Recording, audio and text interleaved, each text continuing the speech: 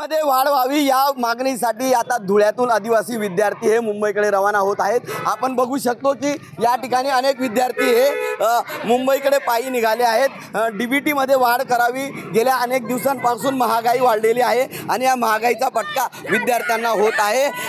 वेगवेगळे साहित्य असतील, त्याचबरोबर स्टेशनरी असेल, पुस्तकं असतील, वह्या असतील, याच्यामध्ये वाढ झाल्याने आता जी डीबीटी दिली जाते शासनामार्फत, जी रक्कम दिली जाते ही रक्कम अपुरी आहे आणि तिच्यामध्ये वाढ व्हावी ही गेल्या अनेक दिवसांपासून विद्यार्थ्यांची मागणी होती आणि ही मागणी पूर्ण न होत असल्याने आता अनेक विद्यार्थी आणि विद्यार्थिनी हे थेट मुख्यमंत्र्यांच्या भेटीसाठी मुंबईला पायी रवाना झालेले आहेत। आपण बघू शकतो की मुख्यमंत्री साहेबांनी या आदिवासी विद्यार्थ्यांकडे लक्ष द्यावे अशी मागणी या ठिकाणी या विद्यार्थी आणि विद्यार्थिनी घेऊन मुंबईकडे रवाना झालेले आहेत। प्रशासनाच्या वतीने या विद्यार्थ्यांना लवकरच मागणी पूर्ण होईल अशी या ठिकाणी आश्वासन दिलं, मात्र विद्यार्थ्यांनी न ऐकता आता हे विद्यार्थी पायी आता मुख्यमंत्र्यांना भेटण्यासाठी आता निघाले आहेत। त्यामुळे आता शासन काय निर्णय घेतील याकडे आता संपूर्ण धुळ्याचं लक्ष लागून राहिलं आहे। मनीष मासोळे, TV9 मराठी, धुळे।